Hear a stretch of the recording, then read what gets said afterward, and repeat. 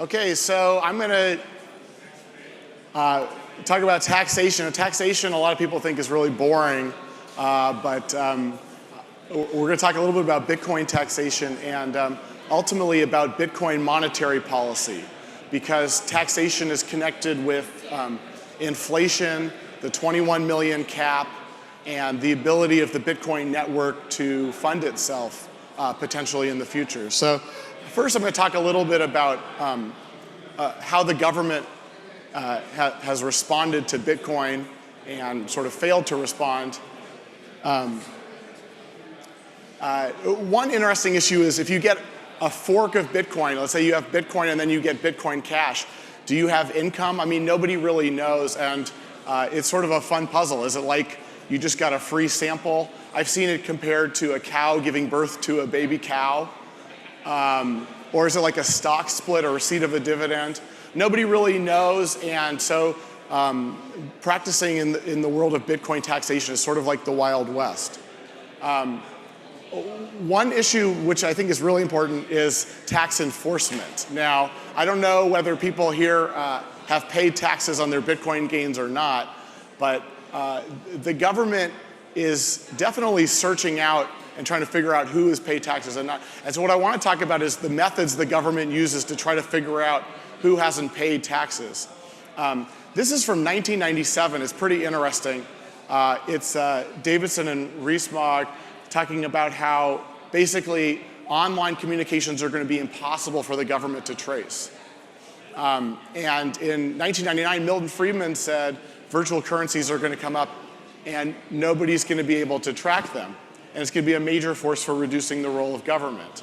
But if you look back 10 years ago, people thought that Swiss bank accounts were untraceable, right? The idea was if you have money in a Swiss bank account, the government will never find it and they'll never come after you. And 10 years later, all the Swiss banks have paid huge criminal fines to the US government, and pretty much everybody had to, unless your bank account is in North Korea or Iran, it's pretty likely that the US government has found out about it, right?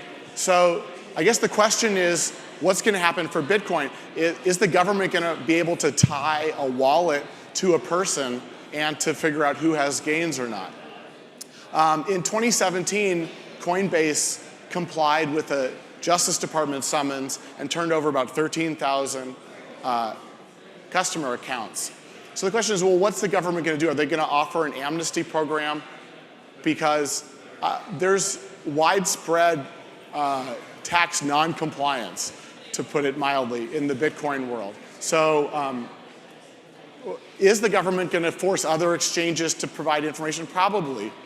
But the interesting question is what they're going to do about decentralized exchanges. Because if I transact through Coinbase, it's pretty easy for the government to go to Coinbase and ask them for their records. But if I transact Bitcoin through a decentralized exchange, how is the government ever going to find that? And you can look back to the Swiss bank example and think about other tools the government used. I mean, the government didn't just go to the Swiss banks. They also went to FedEx, UPS, and figured out who was getting mail from Switzerland and tried to connect people to accounts that way. So the government might try to be creative in figuring out how to tie a person to a wallet. And we just don't know. But the more interesting issue I want to talk about today is on-chain taxation. Now, I don't know if anybody was familiar with this discussion that happened earlier this year about the narrative of credible inflation. But there's this idea that as Bitcoin approaches the 21 million cap, the block reward might be so small that it can't pay for network security. That, in other words, the network will become vulnerable to a 51% attack. And some people are really worried about this. Some people are not. Satoshi wasn't that worried about this. Now, Satoshi said, we're not going to have a problem when we get close to the 21 million cap because we'll have transaction fees. And anybody that transacts in Bitcoin will pay a fee, and that'll support the computing power of the network, and that will basically protect the network against an attack. One of Satoshi's other ideas was increase decimal places. So if you can think of 0.000000001 Bitcoin, maybe those could be used for fees to support the network. Now, right now, 0.00000001 Bitcoin isn't a lot of US dollars or fiat currency, but in 100 years, if there's hyper Bitcoinization ever, and Bitcoin goes to 1 million or more, then increased decimal places might actually be pretty valuable. But what I want to talk about is, what if Satoshi solutions are not enough to provide revenue to support the miners and people that provide network security in a deflationary environment? Because if the push is to hodl rather than spend your Bitcoin, there might not be a lot of transaction fees in the future. So this is sort of a thought experiment. I'm curious if people have any ideas after the presentation to come up and talk to me about it. And this is certainly not my policy suggestion, but it's just sort of playing around with this idea of how could the Bitcoin network fund itself in the future. Well, one option is run a lottery, and perhaps just sort of the network could provide maybe an award of some dormant account if people won the lottery. Another option is private security. Maybe large Bitcoin holders would want to fund network security themselves in order to protect their holdings. Maybe someone would even set up a private foundation to sort of direct computing power to the Bitcoin network. But I think one of the interesting ideas is on-chain taxation. Could the network tax itself and tax wallets to provide for network security? It's sort of hard to imagine right now, but let's think 100 years into the future, when the blockchain reward is so small that it might not be sufficient to fund the network. Would there ever be a role for an on-chain taxation system? Now, it's interesting because Milton Friedman was a real proponent of this type of a tax. He called the land value tax the least bad tax. But it's a tax that hasn't really got much implementation throughout human history, because mostly there's corporate taxes, there's income taxes. But the land value tax is essentially what this on-chain taxation would be, and it's interesting to see because it's an implementation of sort of Milton Friedman's dream of, nobody likes taxes, but his idea was that this is the least inefficient of all taxes. So one option for an on-chain taxation system would be a progressive tax, where you tax larger wallets more. Now, if I had a large wallet and there was a progressive tax, I would just move my funds to a bunch of smaller wallets. So it doesn't really work to tax large wallets more, but it might actually work to encourage the circulation of Bitcoin throughout the network if everybody's just hodling. And then the interesting thing about that is that there would be a lot of transaction fees there. Whenever there was a tax on the larger wallets, people would move their wallets from larger to smaller wallets, and there would be some circulation of Bitcoin and transaction fees. So that's one idea. Another option is a flat tax. There's a lot of people that are proponent of a flat tax for fiscal policy. This is simple, it's fair, there's no end run. It doesn't really encourage circulation. But I think one of the more intriguing options is the HODL tax or the death tax. Because right now, there's an estimate that there are several million Bitcoin whose owners have either died, lost their private keys, and I think this is sort of offers a lot of possibility, but it's also a lot of cause for concern, because this is potentially a really easy source of revenue for the Bitcoin network to fund itself. Maybe even too easy. Could be a tragedy of the commons situation where if there's all these wallets with no owners, it might be a very tempting source for the network to tax these wallets. So I think if we were going to ever look at something like a death tax or the HODL tax, what we would want to do is probably maybe make a higher rate of taxation for dormant wallets and ensure that everybody on the network pays some basic tax, so that the network doesn't just cannibalize itself and just eat up all the dormant wallets. But it's definitely an interesting concept. And the whole concept of inflation is sort of connected to taxation, because right now there is Bitcoin inflation. It's above 3 or 4%, I believe. After the next halving, it's going to drop in half. And in 100 years, the Bitcoin inflation rate is going to be really low. But if you think about taxation as just another form of inflation,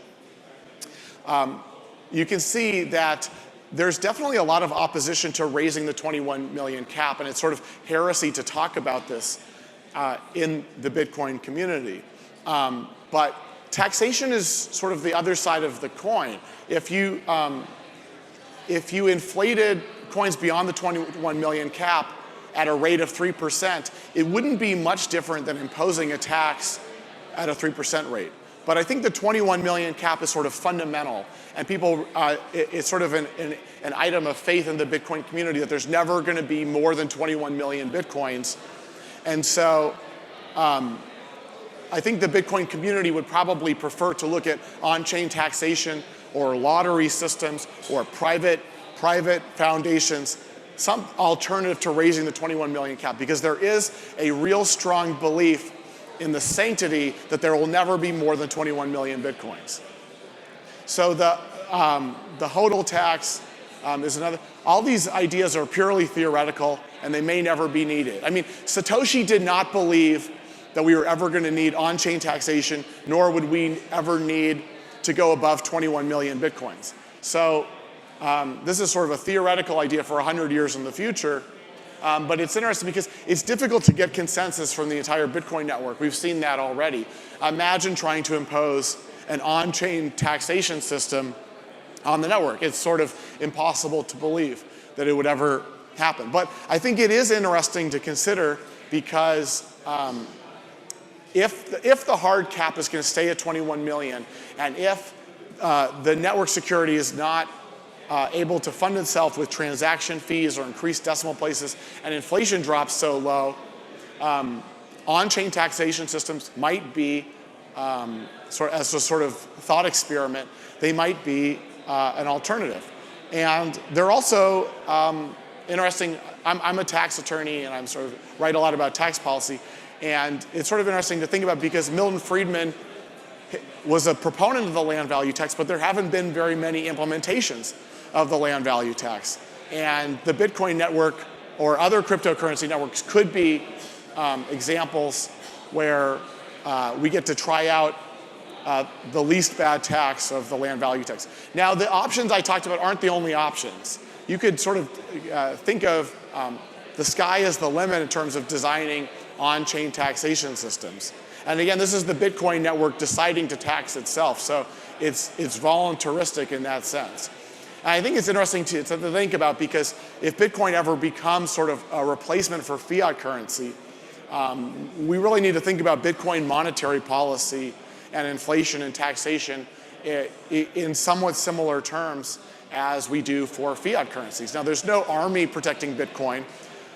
There's no government, but there is the network of computers that provide sort of security for the network, and that network costs money to fund. And it's sort of the same question of, well, the U.S. government next year to pay for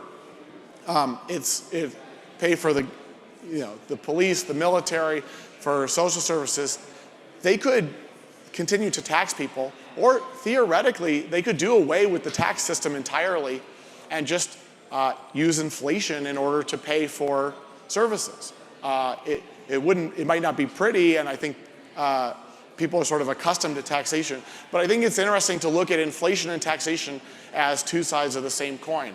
And so that is some food for thought.